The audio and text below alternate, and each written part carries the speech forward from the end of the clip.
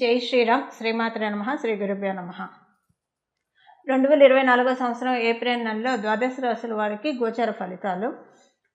ఈ ఏప్రిల్ మాసంలో గోచర గ్రహస్థితులు గురు భగవానుడు మేషరాశిలో సంచారం, బుధుడు కూడా మేషరాశిలోనే సంచారం చేస్తూ ఉన్నారు. ఏప్రిల్ 2వ తారీఖు నుంచి బుధుడు వక్రగమనంలోకి వెళ్తారు. 26వ తారీఖు వరకు కూడా ఆయన వక్రగమనం అలానే కొనసాగుతుంది. కేతు భగవానుడు కన్యా రాశిలో సంచారము, కుంభరాశిలో ఉన్న కుజశనుల సంచారం అలానే సాగుతుంది. కుజుడు 23వ తారీఖు వరకు కూడా కుంభరాశిలో సంచారం చేసి 24 నుంచి కుంభరాశి నుంచి మీనరాశిలోకి ఆయన పాదం మోపుతున్నారు. శుక్ర భగవానుడు మీనరాశిలో సంచారం చేస్తూ ఉన్నారు. 25వ తారీఖు నుంచి ఆయన మీనరాశి నుంచి మేషరాశిలోకి ఆయన రాబోతున్నారు. సూర్యనారాయణమూర్తి మీనరాశిలో సంచారం జరుగుతూ ఉంది. ఆయన 14వ తారీఖు నుంచి మీనరాశిలోంచి ఆయన ఉచ్చస్థానమైన మేషరాశిలోకి ఆయన అడుగు పెట్టబోతూ ఉన్నారు.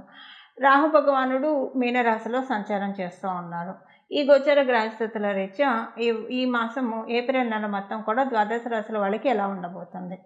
అయితే ఈ మాసంలో ఒక స్పెషల్ గ్రహస్థితి ఏంటంటే, ఈ మాసం 14వ తారీఖు నుంచి రారాజు అయిన సూర్యనారాయణమూర్తి మేషరాశిలోకి 14వ తారీఖు నుంచి రాబోతూ ఉన్నారు.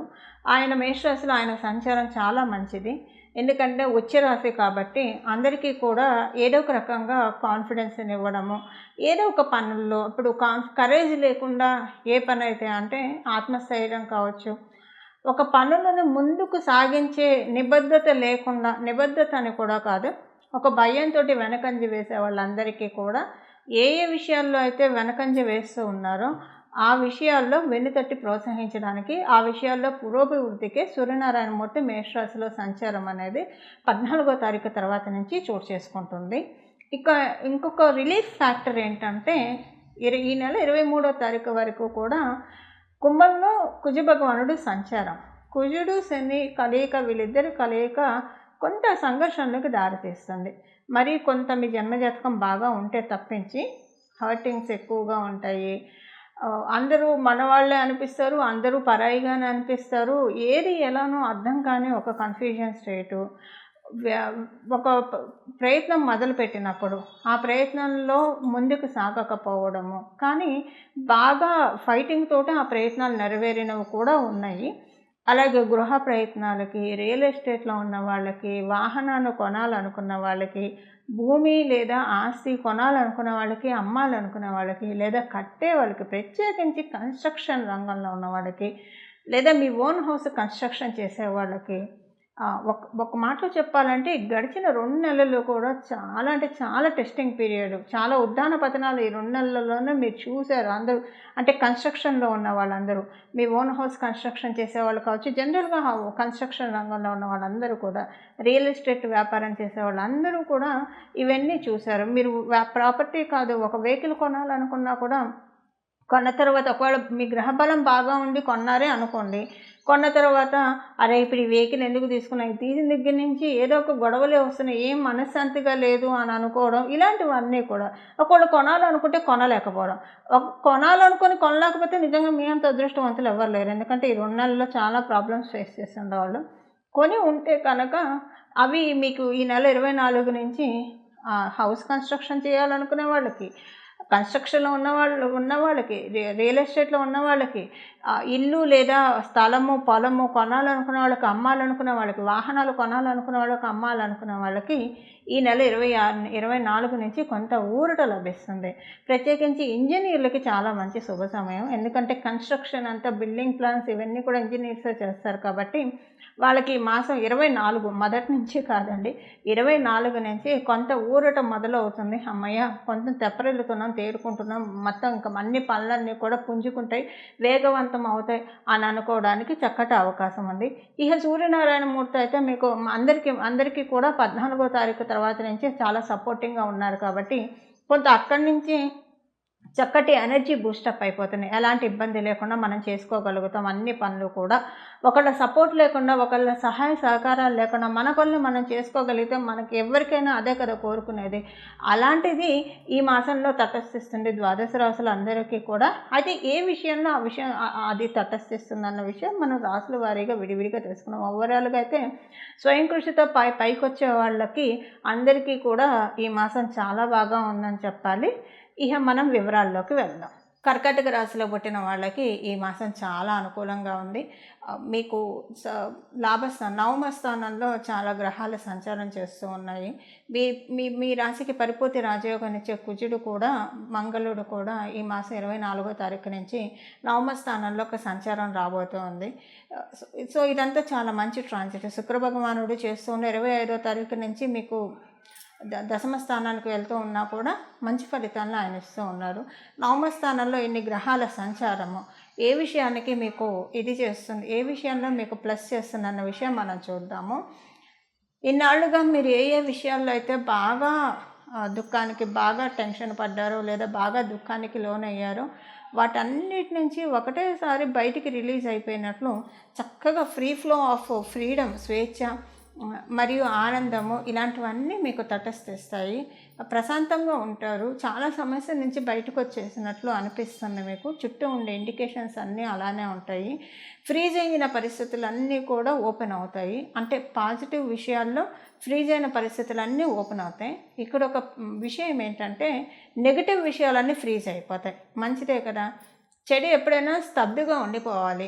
మనకి దురదృష్టం ఎప్పుడు స్తబ్దుగా ఉండిపోవాలి. దోషం ఎప్పుడు స్తబ్దుగా ఉండిపోవాలి. అదృష్టం ఎప్పుడు స్తబ్దుగా ఉండకూడదు.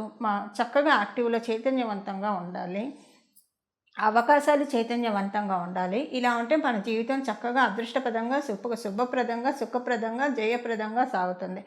అలా ఒక మాటలో చెప్పాలంటే దురదృష్టం స్తంభిస్తుంది. దురదృష్టం స్తంభిస్తుంది మీకు. అలాగే మిమ్మల్ని ఇబ్బంది పెట్టే విషయాలను ఒకసారి ఫ్రీజ్ అయిపోతాయి. అందువల్ల మీకు చాలా ఆనందంగా అనిపిస్తుంది. అవ్వాల్సినవన్నీ సుఖప్రదమైన అంశాలు అంటే మంచి పాజిటివ్ విషయాలన్నీ కూడా ముందుకు సాగుతాయి కాబట్టి మీకు చాలా ప్రశాంతంగా ఉంటుంది. ఉద్యోగస్తులకి చాలా మంచి శుభ సమయము బాగుంటుంది. మీకు ఉద్యోగంలో ఏమైనా ఘర్షణలు అవి ఉంటే వాటి నుంచి బయటపడటానికి చాలా చక్కటి అవకాశం ఉంది. అయితే ఉద్యోగస్తులకి కొంచెం ఒక చిన్న హెచ్చరిక ఏంటంటే ఆడవాళ్ళ వల్ల కొంచెం సంఘర్షణలు ఉండే అవకాశం ఉంది ఈ మాసంలో. మీరు అంతకుముందు సపోర్ట్ చేసిన ఆడవాళ్ళే మీకు కొంచెము బ్యాక్ ఫైర్ చేసే అవకాశం ఉంది. ఈ విషయంలో కొంచెం జాగ్రత్తగా ఉండాలి.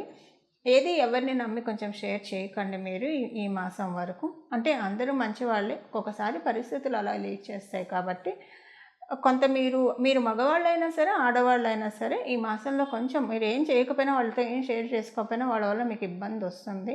కొంత ఈ విషయంలో మీరు జాగ్రత్తగా ఉండాలి. అది తప్పించి మిగతా విషయాల్లో అంతా బాగా ఉంది. వ్యాపారస్తులకి మంచి శుభ సమయము, ఎలాంటి ఇబ్బంది లేదు. ఒక రకంగా మంచి కాంట్రాక్ట్స్ వస్తాయి. మీ ఆదాయం పెరుగుతుంది ఈ మాసంలో. ఆదాయంలో ఇదివరకు స్తబ్దుగా ఉన్న ఆదాయము ఈ మాసం బాగా రిలీజ్ అవుతుంది. చాలా బాగా వ్యాపారం కొనసాగుతుంది ఈ మాసం మొత్తం కూడా.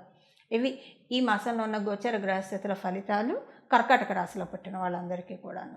చూశారు కదండి ఈ మాసం మీ రాశి యొక్క ఫలితాలు. ఇప్పుడు మనం చేసుకోవాల్సిన పరిహారం చూద్దాం. కుజశనుల కలయిక ఆ సంఘర్షణ నుంచి ఈ నెల 24వ తారీఖు నుంచి బయటికి రాబోతూ ఉన్నాం మనం అందరం కూడా. అందువల్ల ద్వాదశ రాశుల వాళ్ళు కూడా ఒక రకంగా కుజశనుల కలయిక ఇబ్బంది పెట్టినా కూడా మనల్ని చాలా స్ట్రాంగ్ కూడా చేస్తాయి. మానసికంగా దృఢంగా చేస్తాయి. శారీరకంగా ఇబ్బందులు ఉంటే ఇబ్బందులు పెట్టినా దృఢంగా చేస్తారు. అంటే ఒక కషాయం ఇస్తే కానీ పసరమందు తిని అది చేదుగా ఉన్న తింటేనే కదా వ్యాధి అంతా నయమయ్యేది. ఒక రకంగా ఆ జబ్బు నయమయ్యే ప్రక్రియలోనే మనం అందరం ఉన్నాము. కాకపోతే కొంచెం ఆ ప్రాసెస్ హార్డ్గా ఉంటుంది.